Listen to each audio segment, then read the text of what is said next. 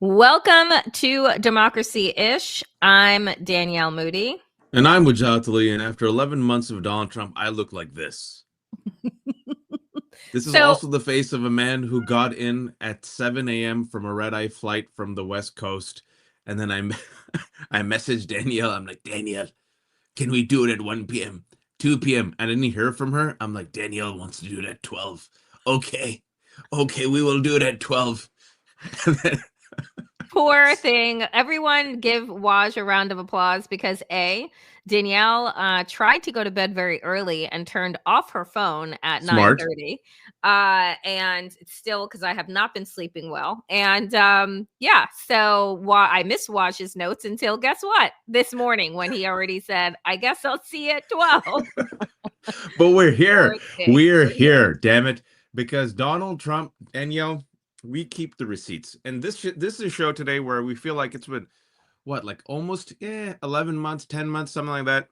It's 10 because 12 months will be January. Oh, yeah. So Yeah. Waj looks like sleepwalking. It's okay. This is how I always look. That's the sad part. Even if I slept 12 hours, I would look like this.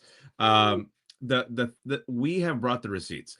We have Trump's promises. What he said he would deliver.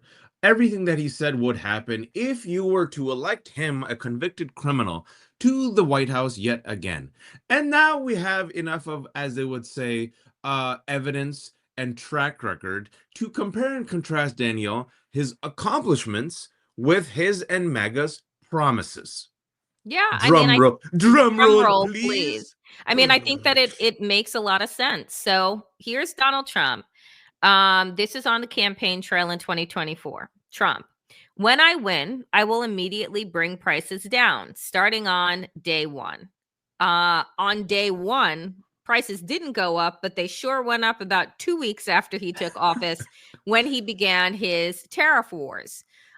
This is Alex Jones, who posted back in 2020. Again, this is, this was January 2025. Trump pledges to cut taxes, slash regulations, raise wages, and boost incomes. America is back. I don't think that they really know what they mean when they say America is back, like in the back of the line, in the back of the room, in the back of the bus.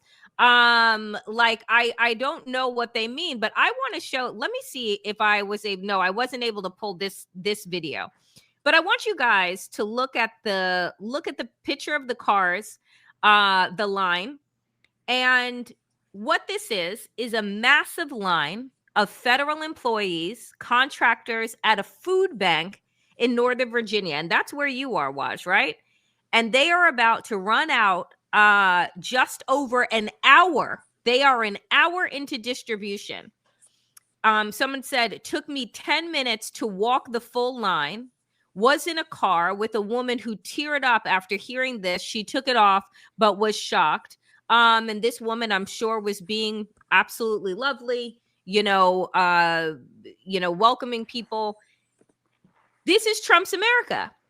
These are federal workers. And for folks who I see on threads, Waj, I see this all the time with folks being like, well, maybe it'll be good because they'll learn how the other half lives. And I'm like, are you not understanding that public servants make no money? Right? They do the job because, one, they want to be a part of the solution in this country. They are public. We call it public servants because they are there to serve the public, not to serve themselves. They could make more money in the private sector, but they choose to work for government because they want to be a part of making this country actually good. Right? And so when folks say like, oh, well, now they'll understand how the other half lives. These are people that are not wealthy people that also can't afford to miss a paycheck, let alone a month's worth of paycheck. So I pass it to you, Waj. I am in the DMV. I'm in Virginia. And folks, as you can imagine, so many people here in some way, shape, or form depend upon the government for employment or their contractors. The government is shut down.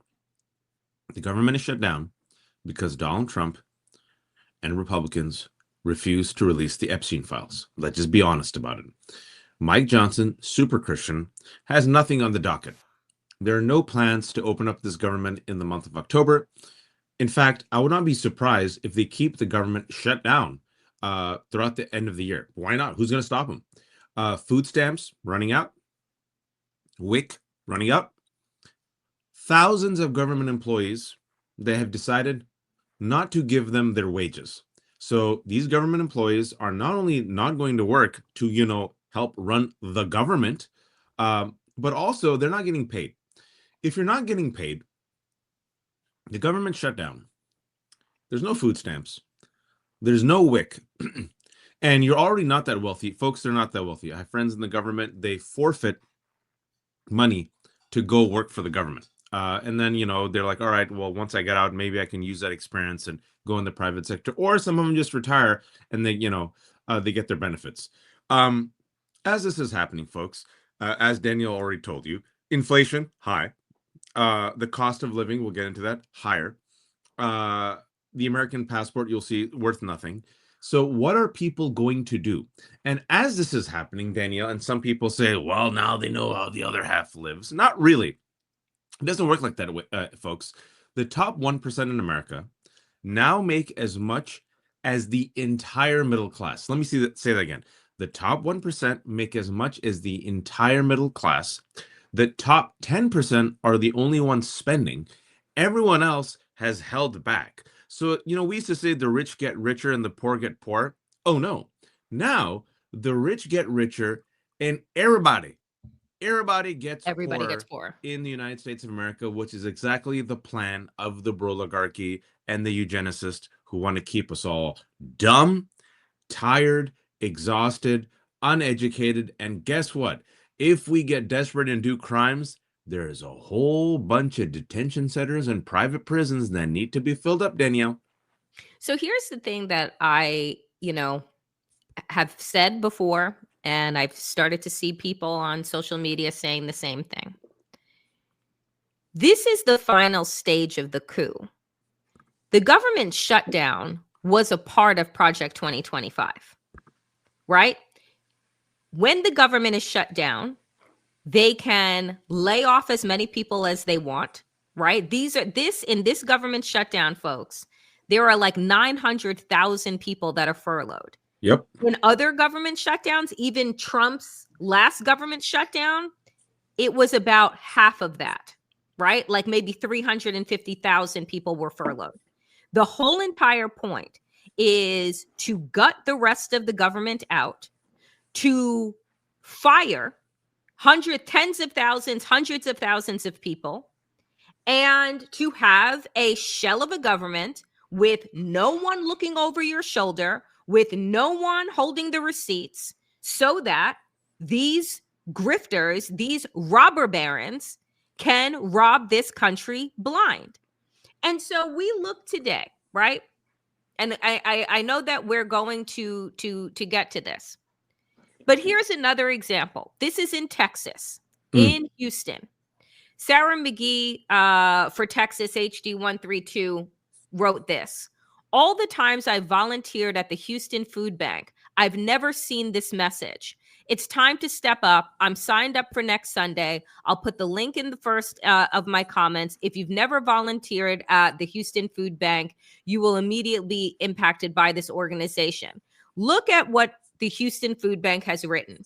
Due to high call volumes, please use our Find Food for Immediate Food Assistance map. Find Food map. Folks, I just want that to settle into your spirit for a minute. That in America, as Gus wrote in the chat, why is it that the wealthiest, most abundant country in the world, supposedly, right? Because I truly just believe that America has the best PR.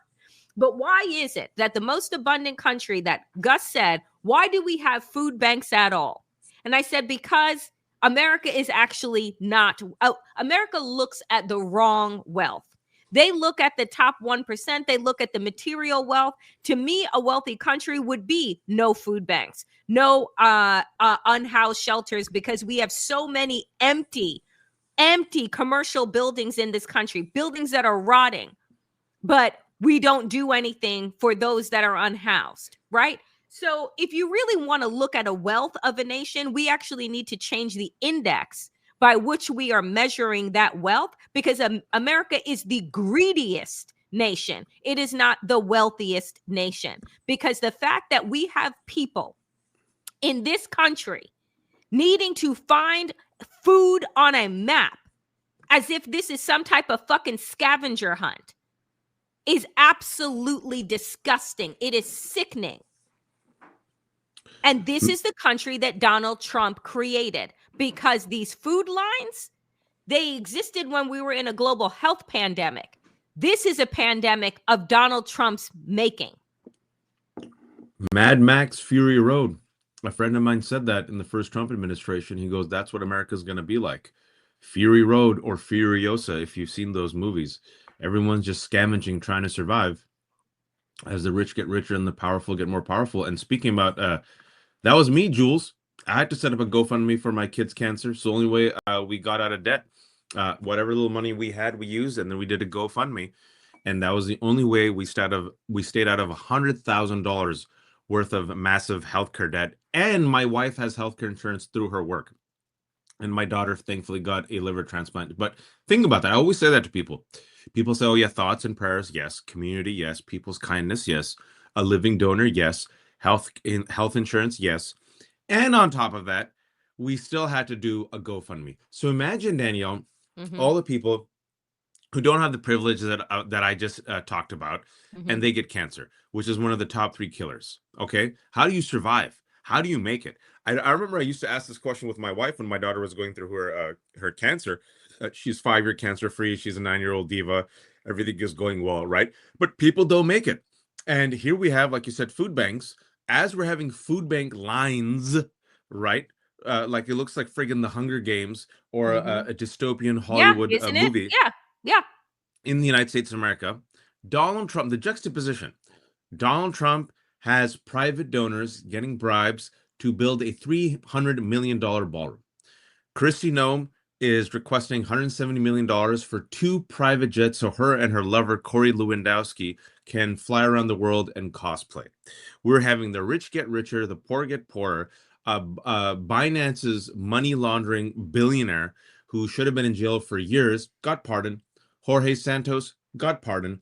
And then Timothy Mellon, billionaire, also connected to the Epstein files, said, I'll give $110 million of my own money to pay the DOD, which is like nothing. But you go ahead and keep the government shut down, Danielle. Here's $110 million. Just don't release the Epstein files. Also, folks, as this has happened, as the rich are getting richer, life expectancy, and we've talked about it before on Democracy-ish, life expectancy in the United States of America has gone down. In other countries, it's gone up. We've lost 3 years. And so when Danielle and I talk about the enduring sins in America are not just white supremacy, but greed, this is what we're talking about. When we try to talk about the oligarchy and their dystopian endgame, right? When we talk about eugenics, when we bring the receipts and talk about Project 2025, when they keep talking about non-productive people, when they talk about replacing us with AI, when there's more private prisons, this is the future that they imagine. Techno-fascism, where the few get everything and all the rest of us are servants who will work until we die and then will be replaced by AI. And you're seeing it in real time, and people say, it can't happen here. And I'm like, wake the F up. It is happening. What more do you need to see? Can you just show that photo of the food bank one more time? The wealthiest country on earth, folks, with the government currently shut down, hundreds of thousands of federal employees not working, not getting paid, and Donald mother effing Trump getting a $400 billion jet from Qatar and traveling all around Southeast Asia, dancing like an idiot and making $5 billion for his family off the crypto grift. I mean, it's so obscene, and I think about the fact that, again, I didn't know that there were food banks in my community that I grew up in on Eastern Long Island until COVID hit. And then all of a sudden, I'm like, where are all of these cars? Like, what are they lined up for? And then I was like, holy shit, there are multiple food banks around here, right? But there had never been lines before. And of course, what was happening during COVID? We're in a global health pandemic. People were losing their jobs, right? Like, this is how we learned that the government could activate when it wanted to, because people got checks, people got support that they needed. But there was still, what we recognized is that it takes one emergency, one disaster, and a majority of Americans are screwed. Yep. Right. And so Donald Trump and MAGA knew this, and they said, let's manufacture one. Right. Let's manufacture one. And you are watching it not only happen with the government shutdown, but you're watching it in the private industry. Again, to the point that Waj just said last week on the Danielle Moody show, I did an entire segment on the fact that Amazon is about to fire in the next 2 to 3 years 600,000 workers. 600,000 workers. Amazon has become one of the biggest, outside of Walmart, the biggest employer in the United States. And they are now going to rid themselves of 600,000 human beings and replace them with robots. You see all of these drivers that are circling around your neighborhoods. Soon it will be self-driving cars, robotic driving cars, because guess what they don't have to do? They don't have to take bathroom breaks. They don't have to follow any workers' rights. They don't have to get 401ks. You don't have to do anything for them. And I keep saying to myself, Waj, so you fire all of these people, right? Other companies start to follow suit. Who is buying all of the goods? Well, they're only catering to the top 10%, as you said at the top, because the top 10% is buying 50%, is spending 50% in the economy. Yep. So I guess that they'll just carry it while the rest of us turn into Elysium. And did you all see last week when AWS, Amazon Web Services, went down? I had no idea the extent to how many companies are dependent upon this. Oh, monopoly power. So AWS went down for a day, if you all remember, and all these other organizations and companies went down with it. Roblox went down, and all these other folks, you all might know in the comment section, all these other websites that we all depend on. People are like, holy shit, why is this down? AWS is down. So I'm on another website. No, they all run on AWS. What? So this is what happens when there's a merger between these private companies and the government, as they're gobbling up all the resources, as the government being shut down. Guess what's going to happen? We talked about the democracy issue a year ago. They're outsourcing it to the private sector. Money, money, money, money, money. Oh, we'll do it. Let's kill USPS. Let's privatize it. We'll do it. Let's kill the weather service that people depend on for life. We'll do it. You'll just have to pay for it. Private prisons. Yes, yes, yes. More detention centers. Yes. AWS. Yes. Apple. Yes. Facebook. Yes. Palantir. Let's build a surveillance state. Me. Let's help ICE, right? All the oligarchy is drinking all of our milkshake, monopolies, controlling everything.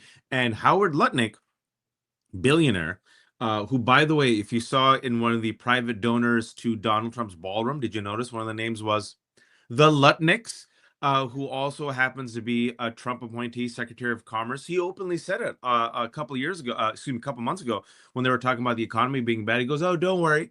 Eventually, we're going to just replace them with AI workers." We played the clip on Demarxius. This is the end game. And, Danielle, it's really interesting. It's really interesting seeing your parents' generation get more radical. Like my parents are like now talking like radical lefties. My dad's like, there should be no billionaires. I really hope they sleep with one eye open. I'm like, Dad, don't say this out loud. He goes, I don't care. I want them to live in fear. They're the worst people. That's the only time this will change, is if these billionaires realize that the majority won't take it anymore. And I'm like, oh my God, these are my parents. My mom was like, can't Democrats have spine and fight? This country is going to hell. We need no more billionaires. So if that's my parents, imagine what everyone else is going to say in about 6 months, Daniel. I mean, look, and here, right, here's again more proof, right? So CNN's Daniel Dale goes on and rips apart the lie that Donald Trump, for whatever fucking reason, because he's never been inside of a grocery store. Groceries, they're coming back. Groceries. What a traditional word. How beautiful. Isn't it such a gorgeous word? This fucking idiot. claims that grocery store prices are going down, as if we all don't go to the grocery store every week. Report out today shows that inflation is ticking up. So why is the president saying the opposite? Grocery prices are way down. Groceries are down. Now, as you know, groceries are down. We've gotten prices way down for groceries. For a deeper dive on this, let's turn to CNN's Daniel Dale. So, Daniel, what are the facts here? The fact is that these claims are just not true. It wasn't true when President Trump claimed earlier this year that grocery prices were down. It's not true now. And we know that because of the new Consumer Price Index report released this morning, which showed that from August to September, grocery prices increased again by 0.3%. That followed a 0.6% increase from July to August, which was the biggest jump in 3 years. They're also up 2.7% from last September, and about half of that increase, about 1.4% in total, has happened since January, the month President Trump returned to office. Now, if you talk to if you talk to food economists, as I did, they'll tell you that there are all sorts of reasons why grocery prices might bounce around unrelated to who the president is. But they'll also tell you that it very much appears that two of this president's signature policies, specifically a crackdown on undocumented immigrants who make up a large percentage of the farm workforce, and significant tariffs on imported goods, have at least contributed to the increases that Americans are seeing in the grocery aisle. And I mean, it's not rocket science. You detain, deport, kidnap an entire class of workers whose primary job is literally harvesting the produce that then we go to the grocery store to go get. They've literally had ICE raids on farm workers while they are working, which means that what? One, those people are disappeared, and two, the produce that they were picking stays on the fucking vines, in the bush, what have you, to rot. And then we have to turn around and import in the things that we actually need. And then Donald Trump slaps a tariff on that. So he has fucked us two ways in a matter of months.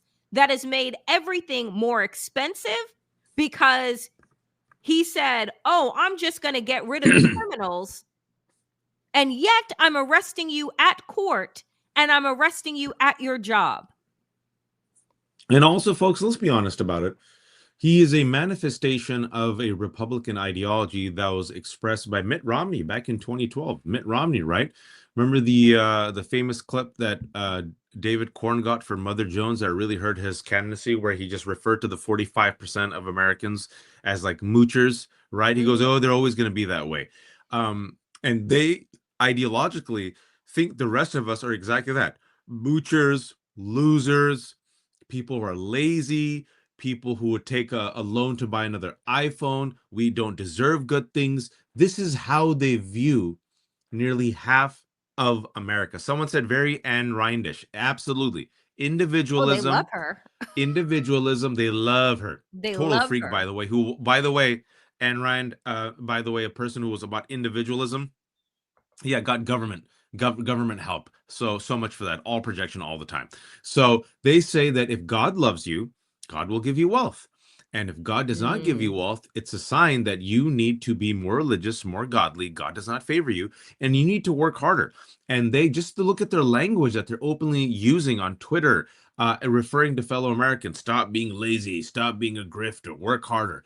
Now they have lowered the age of children. We're now regressing back to the days when we didn't have labor laws, right? When kids were ages 10, 11, 12. Check it out. Check out the photos of children with soot on their faces. These little sweet babies and kids who used to go work and die in factories, right? That was America. They're like, oh, you got little hands? Those hands can be used for capitalism. So now in these red states, I'm not making this up, folks, they've lowered the age for children to go and work in the factory. And these rich mother effers with kids in elite private schools with lily soft hands are like, that's the way when we were growing up, you know, we used to work hard. Like, no, you didn't. So they'll send their kids to private schools and they'll go on vacation in Cancun as their state is freezing to death. But our kids, because God did not favor us, well, our kids, we are the ones chosen to be serfs the peasants. And if you think, folks, you think you're watching us right now, thank you for tuning in. No, why? That's crazy. Look at the evidence of your eyes and trust the evidence of your ears, Danielle. Just listen to the way they talk about us. Oh, well, here. So over the weekend, I can't stand him. Besant, what is his name? Scott Besson, chickens for Colonel Besant. Sanders, Right. a gay for Trump. He goes on Meet the Press and, is asked basic questions about the fact that you said Trump was going to do right by the economy. He was going to do right by us, and it doesn't seem like that is happening. Listen to this man's response. By the fourth quarter, we're going to see a substantial acceleration. Okay, well, we'll have you back definitely to check back in with you then. But let me drill down a little bit more on these numbers, Mr. Secretary. The president said that these tariffs are going to spark a manufacturing renaissance, he called it. But since he announced them in April, the U.S. has actually lost 42,000 manufacturing jobs. Are these numbers proof that the tariffs are failing to produce the manufacturing jobs that President Trump promised? Again, Kristen, it's been a couple of months, and with the manufacturing sector, as you know, we can't snap our fingers and have factories built. That was last month, and it's gone worse this month, Danielle. I just, you listen to these people and they just lie with such abandon. Shameless. Right? And Shameless. you constantly say, oh, it's like, don't listen to the evidence of your ears and your eyes. Just listen to the bullshit coming out of my mouth.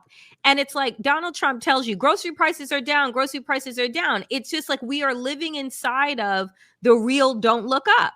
Right? Like they're like, oh, just go into the grocery store and close your eyes and just put your food in the cart and then you scan it. And even though the receipt says that it's higher, I'm telling you it's lower. Who are you going to believe, me or the receipt? Right? Like you're seeing, oh, Kristen Welker's like, well, America's lost 42,000 jobs since the last time that you claimed that we were going to get more jobs. And he's like, just wait until the fourth quarter. Okay, so I'm going to wait until the end of Donald Trump's first year. We are in the fourth fucking quarter, by the way, right? This, again, that interview was a month ago, but we're in the fourth quarter now. What looks like it has changed? And I mean by change for the better, nothing, because everything has changed, but changed for the absolute and total worst. Again, Donald Trump said back on the campaign trail, I will save Michigan auto jobs. This was in his first term. Did Donald Trump save Michigan auto jobs? No, he lost more of them, right? So every time that they say that there is going to be some type of renaissance, they say to you, and again, I think it was like an overwhelming amount of farmers voted for Donald Trump. And now he sent their money to Argentina so that he could get another dictator back in office, which he successfully did over the weekend. And Scott Bessent, who's worth $500 million, says that he knows exactly how these farmers who are committing suicide and foreclosing on generational farms feel. He feels their pain. He doesn't feel shit. They don't care. They don't care, folks. They've given $40 billion worth of a bailout, that's our taxpayer money, to Argentina, where you have Trump like Milei, a Trump cuck, whose economic policies are so disastrous that the people are turning on him. I don't know if you saw that video where he went and like, hey, look at me, and people just started coming after him, throwing tomatoes. You had to rush back into the car. $40 billion for a bailout to Argentina, $300 million for a ballroom, money for endless wars. But we can't keep the government open, and we're going to get $1 billion a cut from Medicaid in 2026 to pay for permanent tax cuts for the 1%. And talking about keeping the dumb, sick, angry population in check so they don't rebel, $170 billion went to ICE. Now, ICE has 10,000 agents, and guess what, folks? I always try to remind people this because everyone talks about the $1 trillion cuts to Medicaid to pay for the billionaire tax cuts. Also $170 billion to ICE, which now has the 16th largest military in the world, and more private prisons and detention centers. Danielle, what more do people need to see? I don't know, because when Donald Trump was standing before the world, he said America is respected again, like it has never been respected before. Interesting. Interesting. Because if anybody was watching the World Series over the weekend, then you saw exactly what Canada thinks of us in the ad that they were running during the World Series, which was about how Donald Trump's tariffs have fucked over the country and will continue to do so. But let's take a listen to the PM and what he says. All right, good morning. Look, for months, we have stressed the importance of distinguishing things we can control and things we can't control. We can't control the trade policy of the United States. We recognize that that policy has fundamentally changed from the policy in the 1980s, 1990s, 2000s. And it's a situation where the United States has tariffs against every one of their trading partners to different degrees. And it's in that context that our officials, my colleagues, have been working with their American colleagues on detailed, constructive negotiations, discussions on specific transactions, specific sectors, steel, aluminum, and energy. And a lot of progress has been made. And we stand ready to pick up on that progress and build on that progress when the Americans are ready to have those discussions, because it will be for the benefit of workers in the United States, workers in Canada, and families in both of our countries. Now, what we can control, absolutely, is how we build here at home.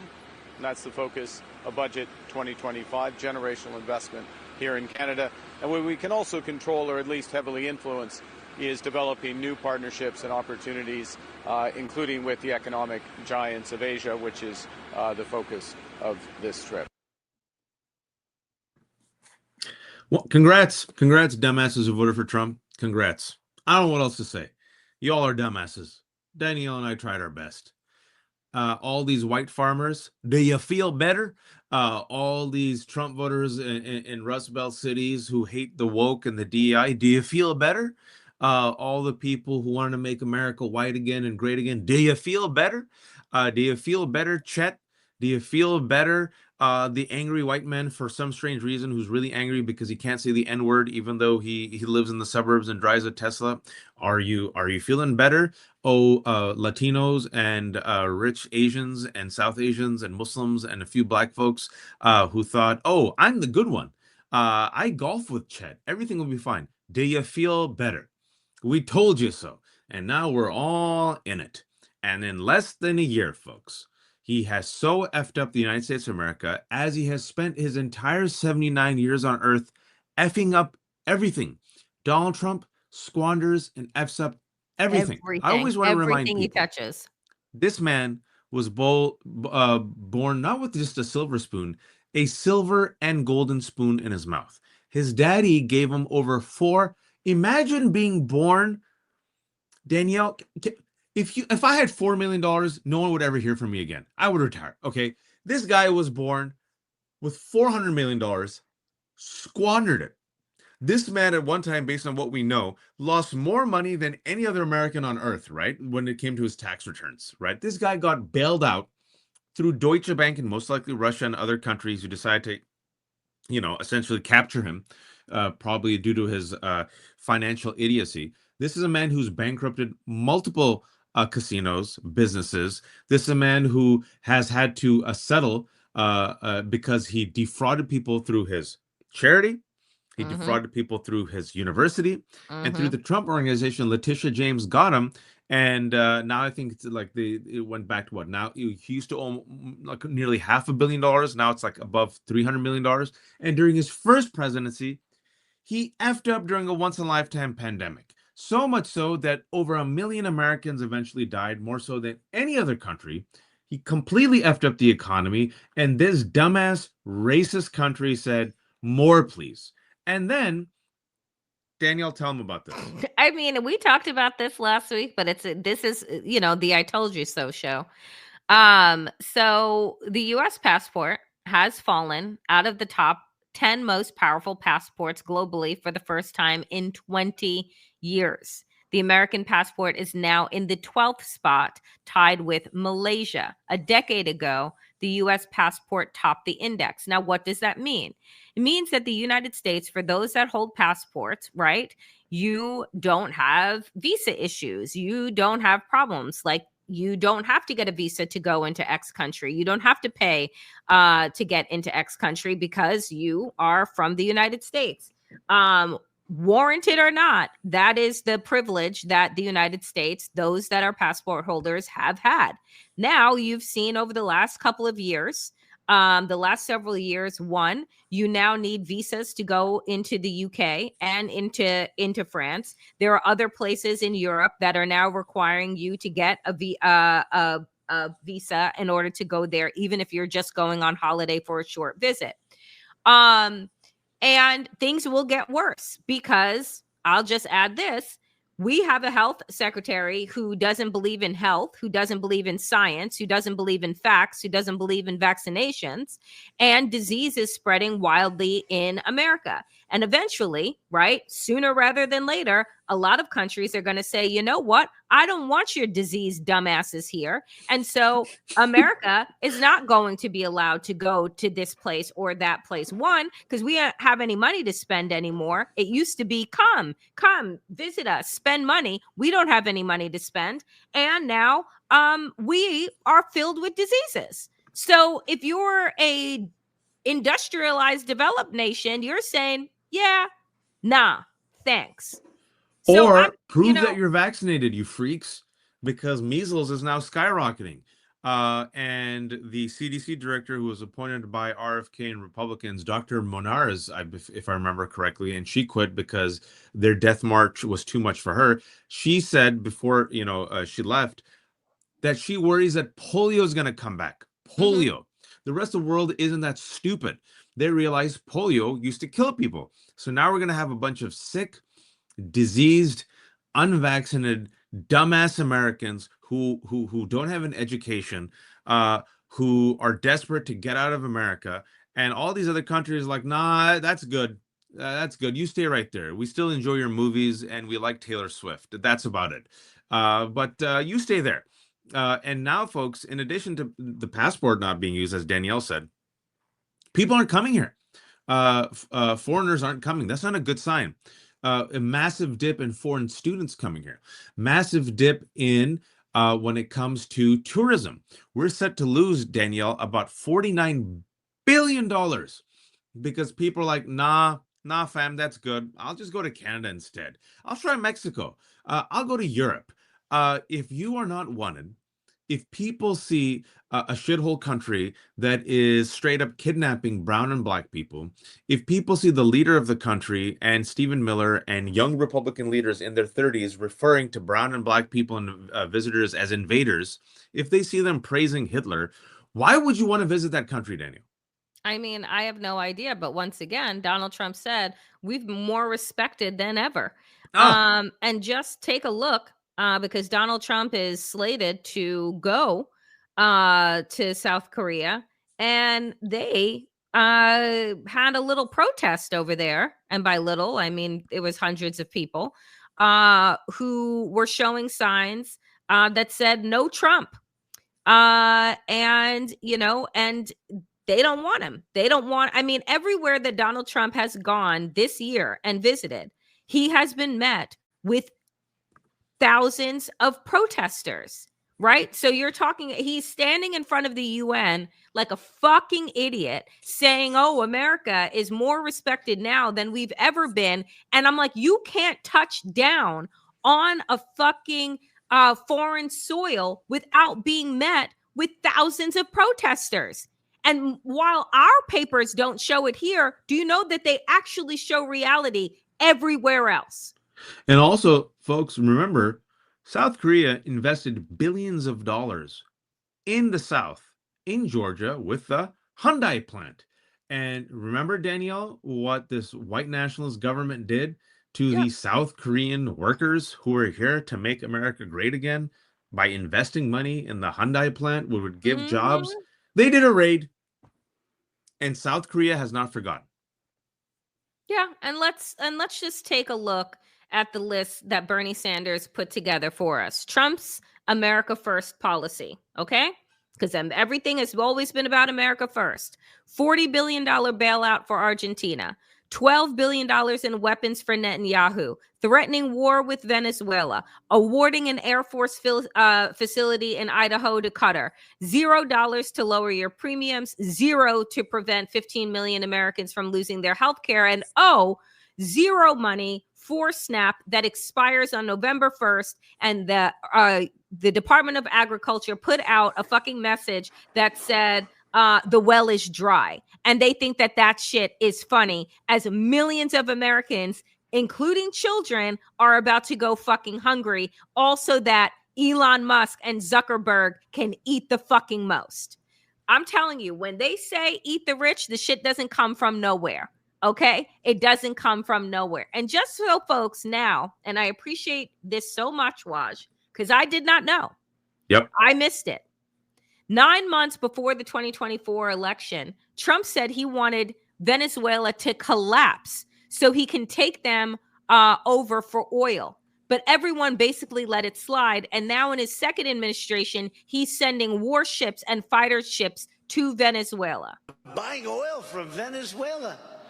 When I left, Venezuela was ready to collapse. We would have taken it over. We would have gotten all that oil. It would have been right next door.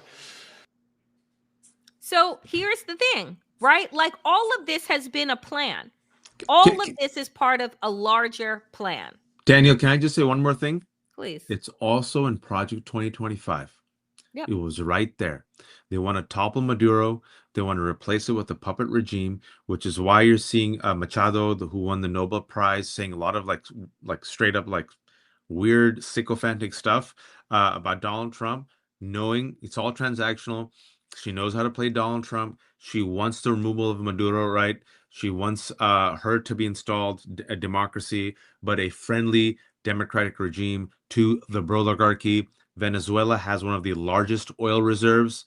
They want these resources, and they want someone who is amenable to them. And by them, I mean Donald Trump and the oligarchy friends. And right now, this America First president, who was bragging about getting the Nobel Peace Prize, what's happening in Venezuela, folks? We've been trying to talk about it for a month. Well, he's going to war. And Lindsey Graham, who's like the world's biggest sycophant, that's the prize that he would win, predicts Trump's war on narco terrorists, which, by the way, he's killed no terrorists. He's actually just continued to kill fishermen because there is no proof. There is no due process. So I don't even know what the fuck Lindsey Graham is saying, but Lindsey Graham doesn't know what the fuck he's saying. Yeah, folks, this is, again, Donald Trump, remember, he said, I'm going to end the war in Russia and Ukraine. Oh, tell them to call me. And where are we now? The war has persisted. There's been no stopping. And he's walked out of meetings and and cursed out Zelensky on multiple occasions. So, Zelensky, just let it go. Ukraine, you just have to accept the fact that Russia, let it occupy a few things, okay? Okay, just let it occupy it. And Ukraine's like, no. And they're like, okay, fine. Let me just promote some Russian talking points. That's what I'm gonna do.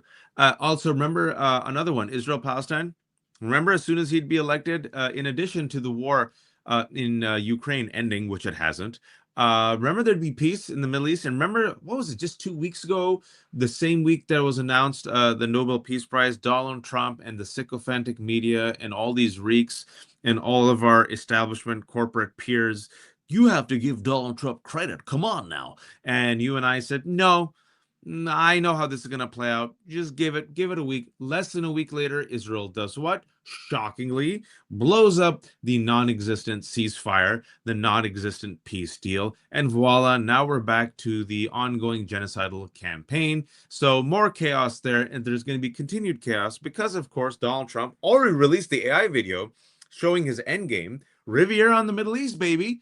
We're going to kill the Palestinians, and on their bones and on the ghosts, we're going to build a Riviera on the Middle East, and him and Jared Kushner and all their rich friends are going to make money. So that war, that genocide is still raging.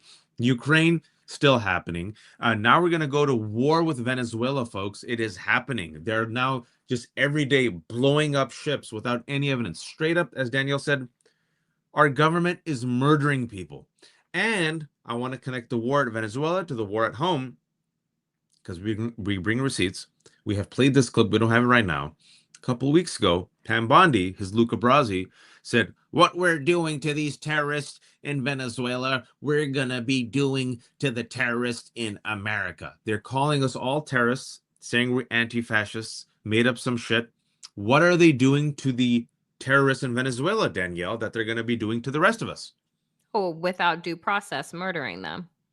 So, I mean, and yes, if she is very clear, we are all anti-fascist.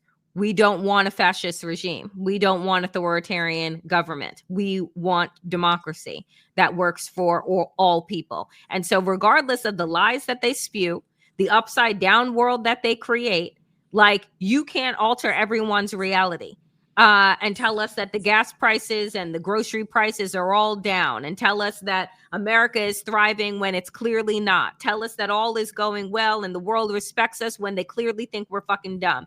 Like, tell us, and then, and just a reminder, again, Donald Trump, he is the one who made Jeffrey Epstein part of our lexicon. He is the one that brought Jeffrey Epstein up every single time that he had a microphone in his goddamn face. And here he is, just again, because this is the I told you so show. Declassify the 9/11 files. Yeah. Would you declassify JFK files? Yeah. I did a lot of it. Would you declassify the Epstein files? Yeah, I would. All right. I guess I would. I think that less so because, you don't know it. You don't want to affect people's lives if it's phony stuff in there, because there's a lot of phony stuff with that whole world. But I think I would. Do you think that would restore trust? Help restore trust? Yeah, I don't know about Epstein so much as I do the others. Certainly about the way he died. It'd be interesting to find out what happened there, because that was a weird situation and the cameras didn't happen to be working, et cetera, et cetera. He was president. I'd go a long way toward that one. The other stuff I would definitely do the January 6th. So just so we know, Donald Trump, he even in that interview flip-flop back and forth. Yeah, I think I would, but then I don't want to really disrupt people's lives. But then I think I would, because I think it's really interesting how he died. Yeah, it's interesting how he died 4 days after Bill Barr, your attorney general, visited him in prison, and while you were president of the United States and he was in federal custody, that then he would die in an interesting fashion. Yeah, I think. And CBS News, before the complete hostile takeover and the destruction of it as a legitimate news source, thanks to Barry Weiss and David Ellison, released just 2 weeks ago those photos, right, that showed how there was a complete mismanagement of the crime scene. Of course. And people, the two guards were not interviewed for 2 years, and the evidence markers were misplaced. I mean, I'm not a conspiracy theorist, but what I've seen now with the Epstein scandal, I think this is the biggest cover-up in modern history. Donald Trump was told by Pam Bondi he's in the files in May. Since then, they've lied.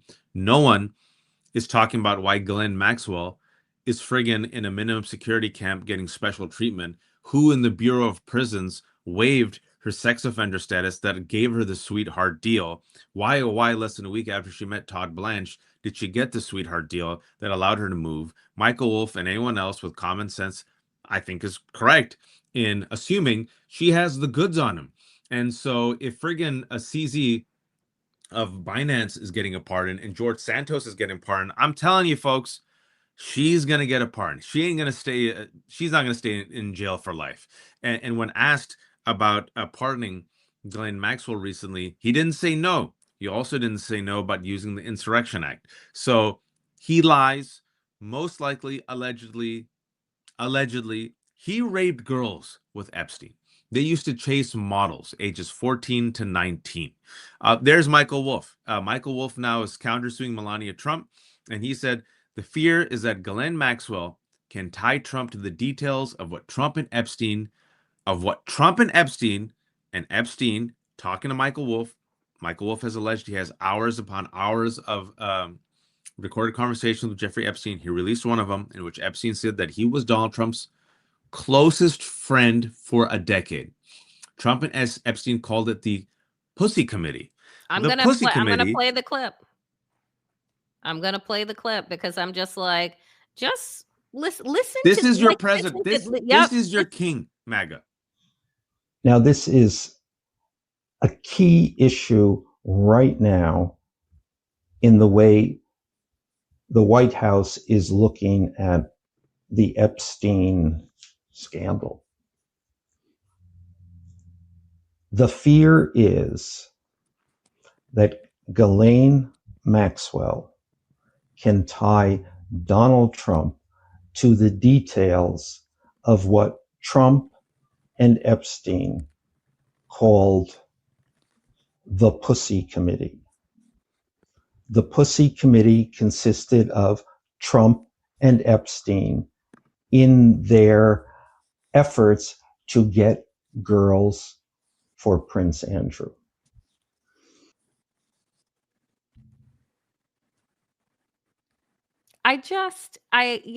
This is your king. This is the president of the United States of America. I just want people to sit with it for a second, folks, because I don't think we do, and I don't want to normalize it. I know we're running out of time, but Donald Trump is a convicted criminal. Donald Trump has never faced any accountability for inciting a violent insurrection that we saw with our eyes and we heard with our ears. Donald Trump stole classified information from the United States government and then lied to the FBI about it. Donald Trump, because we have the audio, literally tried to strong arm the Georgia Secretary of State, Brad Raffensperger, to find him the exact number of votes that would give him the state of Georgia. Donald Trump has committed fraud against his own home state. Who runs a charity to commit fraud? Donald Trump. Who creates a sham university to commit fraud? Donald Trump. We have him on tape bragging about grabbing women by the pee. We know he partied with Epstein. There's video of him partying with Epstein. Epstein talked about how he was Trump's closest friend. Allegedly, the first time he had sex with Melania was on the Lolita Express. That's the name of Epstein's private jet, Lolita Express. This is a man who has credible accusations, nearly 24, of sexual assault. This is a man who's been liable for sexually assaulting E. Jean Carroll and defaming her. And this is the man that 30% of the country says, yep, he's the guy to make America great again. He is the manifestation of all of America's sins. I know people don't like hearing this. America has a lot of sins. We have never confronted our cruelty. We have never confronted our imperialism. We have never confronted our greed, our cruel, incessant greed. We have never confronted the religion of white supremacy that has contaminated and perverted so many people and inspired their worst demons to come out. And the reason why we don't do it, it would force us to confront ourselves, Danielle, our own history, our own family members. Uncle Chet, who loves the N-word, but is so nice with the cousins. Our grandfather, who loves the grandkids and goes to church, but hates desegregation. Our sweet, nice mom named Karen, who goes to the PTA, but will do anything and everything to make sure her street is white. The people in your family, the people in my family, the ones who think they're the well-off Browns, who can ascend to whiteness. We refuse to confront it, and this is what we have. He is America. I know people hate admitting it. He's not an aberration. He is America. He is part and parcel of America. And sorry for my rant. I just felt like saying that. I mean, it's all facts. It's not a rant. It is the truth. And the fact is, folks, like, I gotta say, Waj, I hand it to you for designing this show in the way that you did, for us to go through all of the receipts, because I mean, you know, the fact is, Donald Trump never lied about who he was. He's consistent. He's consistent with that. And America said, much in the way that Steve Bannon said it last week, he's an imperfect tool, but we got to finish the job. And that job is white nationalism. That job is authoritarian control of the country, right? That job they can only see fit finishing with Donald Trump, which is why now Donald Trump out loud is talking about 2028, and fucking mainstream corporate media is running polls with him and Newsom as if Donald Trump running in 2028 isn't a violation of the Constitution. So this is the way that mainstream corporate media goes to normalize things that are absolutely batshit insane and are unconstitutional. But that is what they do. Folks, can we end on a good news? Danielle, I wanted to ask you this. Please. I tweeted something yesterday. So we're going to say something negative, but we'll end it on a positive. The type of rampant, ugly, anti-Muslim bigotry you all are seeing against Zoran Mamdani. Folks, this is what Muslims and those who look Muslimy have had to endure for 24 years in America. I've been writing about it, I've been talking about it, I've been warning about it, but it was normalized because war on terror. And liberals, pieces of shit like Bill Maher, have been on it. And people of color have been telling liberals, these folks are racist. And they said, now, brown cow, nobody's perfect. Stop being so politically correct, right? They loved their Bill Maher 10 years ago, Danielle. And now Bill Maher has openly said that he's going to support Andrew Cuomo, although he got a little too handsy. But that's okay. That's what Italians do. And of course, Bill Maher joined in with Andrew Cuomo and all the Islamophobes in casually dehumanizing Zoran Mamdani as a terrorist. Why? Because he's Muslim. So naturally, he's Hamas. Naturally, the Mamdani plane is crashing into the 9/11 towers. I don't know if you've seen this open, shameless Islamophobia in the past week as they're getting super desperate, openly joking and laughing about this stuff. But all the world's worst people are losing their brains. Their mind is like, it's melting from their ears, Danielle, because they know what's happening. We're about to elect the first Muslim American mayor of the greatest city in the world, New York City. And I just want to say that their tears are going to be sugar for my chai. You're a New Yorker. Your take on this? Yeah, I will say this. Last night, Zoran Mamdani, AOC, and Bernie Sanders were at Forest Hills Stadium in Queens. That had about 10,000 people packed into there for their free talk and campaign rally. This city is excited to vote for Zoran Mamdani, and the more that the billionaire class comes out and shows their entire ass and says that they are backing Cuomo, it tells us out loud who is for the people and who is not. In the 11th hour, Hakeem Jeffries decided to endorse Zoran Mamdani, and I am to Hakeem Jeffries, keep your fucking cowardly bullshit to yourself, because you know who's going to be out next? You are going to be out next, along with Schumer, right? Because y'all have been showing us exactly who you've been. This man has been showing the city what it can be if it has a mayor that actually gives a shit about the people that make this city run. I don't care that he's young. I don't care that he's inexperienced. I care that he has excited the city. And I hope that when he wins, which he will, I hope that people decide to flood into working for the New York City government to take down the corruption that has been a part of New York City government and rebuild it in a way that is centralized for the people. And I hope that this is a shot across the bow to the fucking billionaire class that says, we're coming for you, right? You can only rest but so long. You can only sit on top for but so long, because the phrases "eat the rich,"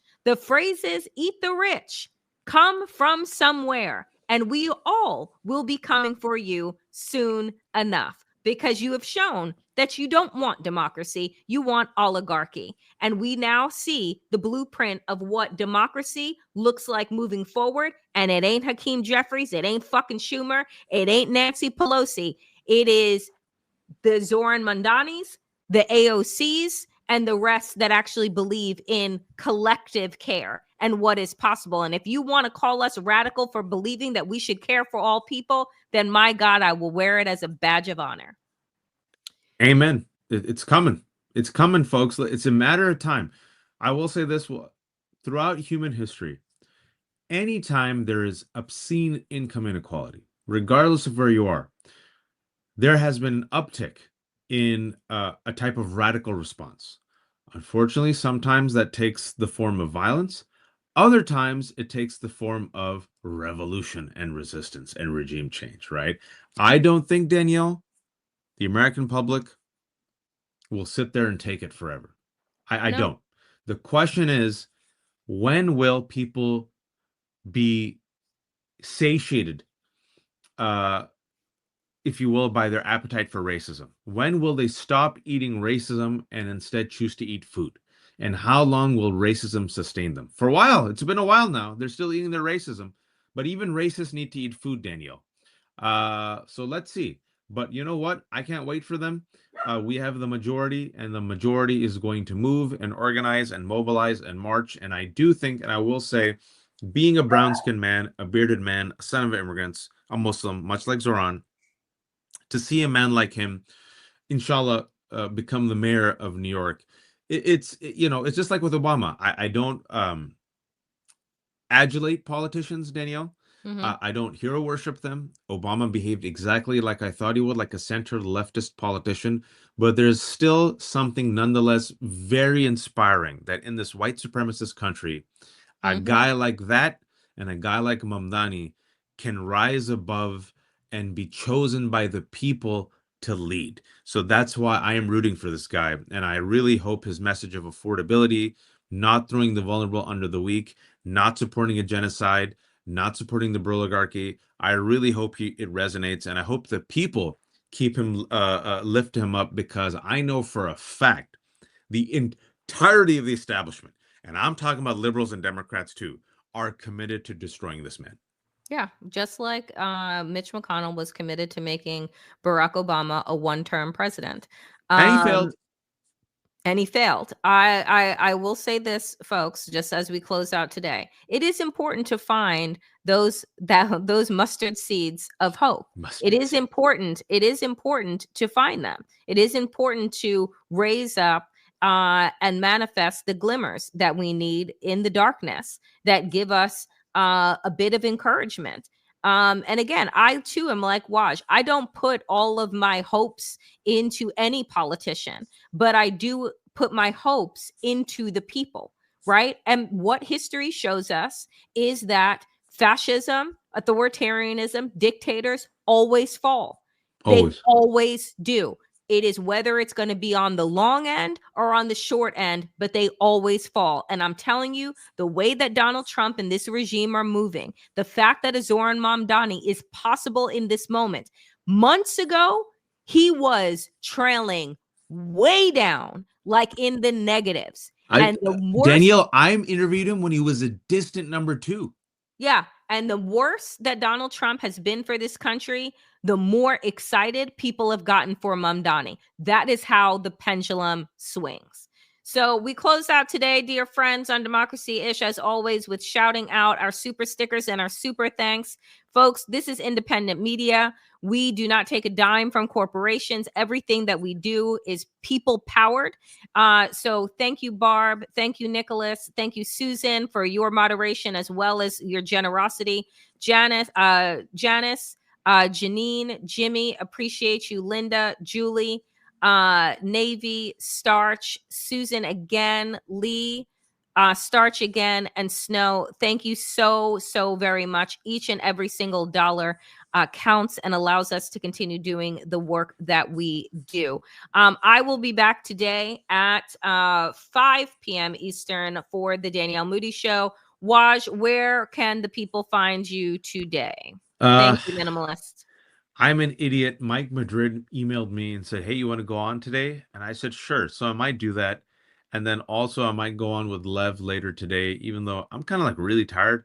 I should kind of rest and catch up, but it's all right. Folks, this has been Damn Digest and the Left Hook Substack as well. There's about 1,300 people watching on my Substack. There's several people watching on Danielle's Substack. We are terrible capitalists. We have kept everything for free always. If you have a few dollars, please become paid subscribers. If you don't, at least spread the good word. Become a free subscriber. We believe in an informed citizenry to push back against hate, white supremacy, and fascism.